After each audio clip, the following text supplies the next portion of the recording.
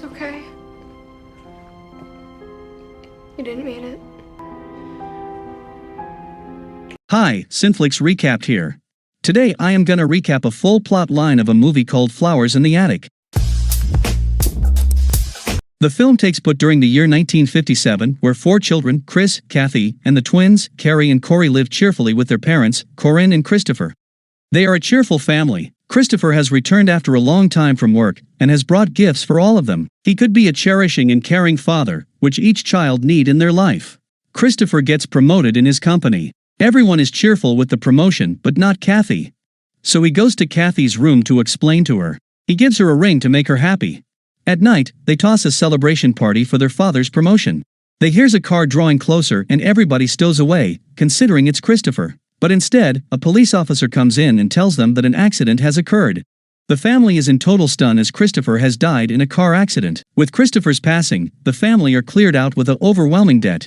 Corinne inquires Cathy to send a mail to an address.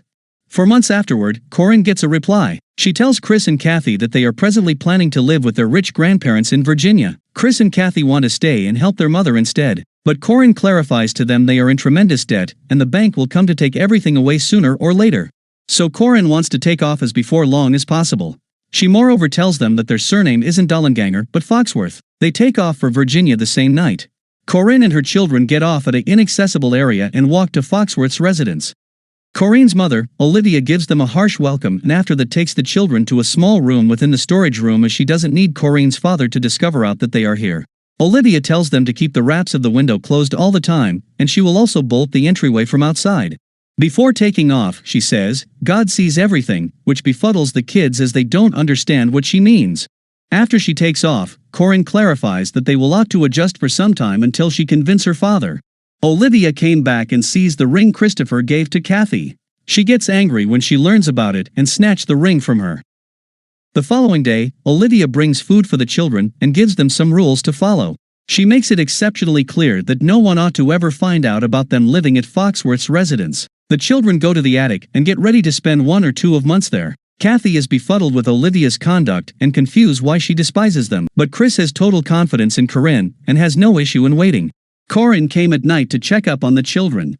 Olivia come as well and tells Corinne remove her shirt. She disciplined Corinne with numerous lashes and calls the children spawn of the devil. She despises Corinne and the children and makes it exceptionally clear what happens when they disobey her. Corinne reveals that Christopher was her half-uncle and little older than her. They fell for each other and run off together, which is why she was excluded from her father's will. Days gone by and Corinne's visit to attic become less frequent. Olivia comes each day to bring the children nourishment and other necessities. Cathy tells Olivia that she is a ballet dancer and Chris is a fabulous painter. But Olivia, being inconsiderate as continuously, inquires Cathy whether Chris has ever inquired her to pose for him without clothes. After some month, Corinne came to visit the children with some gifts for them.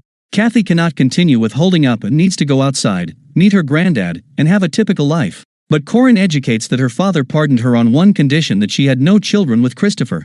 It implies the children will need to remain within the attic until Corinne's father dies. Chris and Cathy are prepared to hold up for their grandfather's passing, but the twins are tired of holding up and need to see their mother, who hasn't come for many days. Christmas has arrived, but they are still stuck within the attic. To thank their grandma for bringing food each day, they decide to draw for her as a gesture. But when Olivia sees it, she is numb and leaves, attempting to hold her emotions.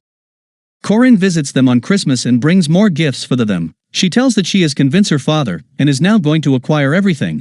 To celebrate, she has planned a party at night. Cathy demands on attending the party. So Corinne tells them to cover up with a board and look from there. Corinne's father arrives at the party and brings a gift for Corinne. It appears that Corinne and her dad as well had a bizarre relationship with her mother.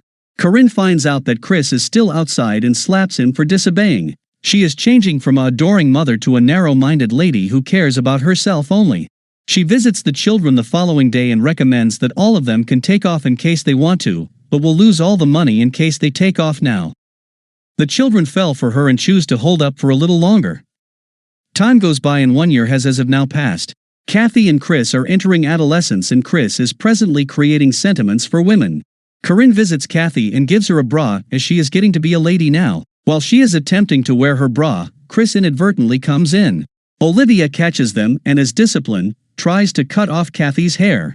Chris stops her, but she undermines to stop giving food to them for a week if Chris doesn't cut off Cathy's hair himself. Chris and Cathy deny to follow her order and gives the remaining food to the twins, thinking that their mother will come soon. Olivia came and takes off with a basket of food. But when Cathy wakes up, she finds tar in her hair. Chris chooses to cut off Cathy's hair. While doing so, Chris tells Cathy that he finds her lovely, but it's not right to think of her like that. Another year has gone by and they are still stuck within the attic. Because of inadequate fresh air and daylight, the twins' development has been seriously stunted. So Cathy and Chris start arranging their escape. At night, they oversee to get down from the attic and go to a lake nearby. Corinne has not gone to them in months and they start to think that their mother has left them. After several months, Corinne came and declares that she got married to Mr. Winslow a few months ago. She didn't visit for months since she was on her honeymoon in Europe. Corinne is cheerful, but the children are not. Cathy and Chris knows that Corinne hasn't indeed mentioned Mr. Winslow about them. The following day, Olivia brings donuts for the children and says they are presents from their mother. Cathy is fed up of holding up within the attic and wanted to run away, but Chris still believes in her mother, in spite of the fact that he doesn't trust her anymore. As Chris is gazing down from the window, Olivia tells him stay away from the window and calls him boy. But Chris requests to be called by his name instead of boy. Olivia is angry and beats Chris as a lessons. Cathy attends to his wounds and concedes her fear of losing him. Chris guarantees her that nothing will happen to him and kisses her. When Olivia comes to give their food, Chris tells her that she was right about them being the devil's spawn and asks for forgiveness. Olivia tells him to supplicate to God for forgiveness and after that she leaves. But Chris uncovers that it was just an act by him to urge an impression of the attic key in soap.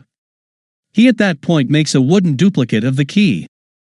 Cathy recommends they ought to take off soon, but Chris tells her that before leaving, they have steal a lot of cash to be able to live outside. So they choose to steal money from Corinne's room. While stealing, Cathy finds a book that revealed different figure in sexual activities and is curious about it.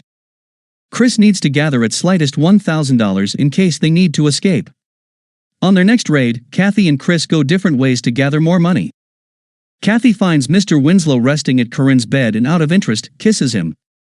Chris goes to check out the fence which is electrified. While returning, he hears Corinne and Mr. Winslow talking of a dream of a young, blonde girl coming to the room and kissing him. Chris furiously argued with Cathy, but she guarantees him that the kiss implied nothing and she did it out of curiosity. She kisses him, and they wind up making love to each other. Cathy proposes they can run away to Florida and pretend that they never had physical relation. But Chris tells her that he cherishes her and can never love anybody else just like the way he feel about her.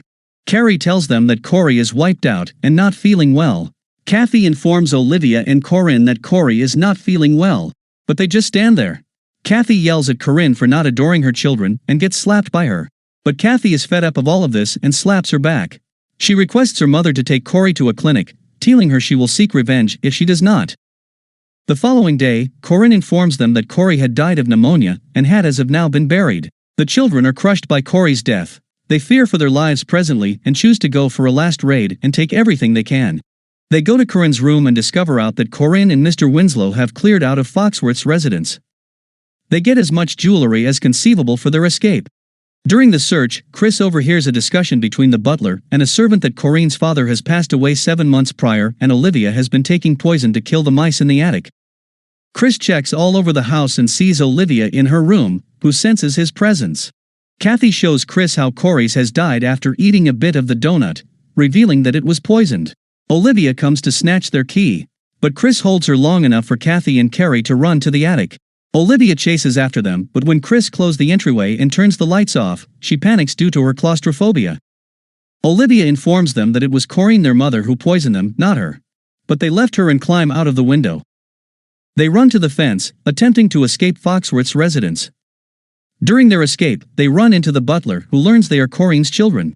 He is totally stunned by this news and tells them to run. They manage to board a train to Florida and Chris guarantees Cathy that their enduring is finally over. Cathy promises exact retribution on Corinne, who kept them within the attic, covered up from the world all these years.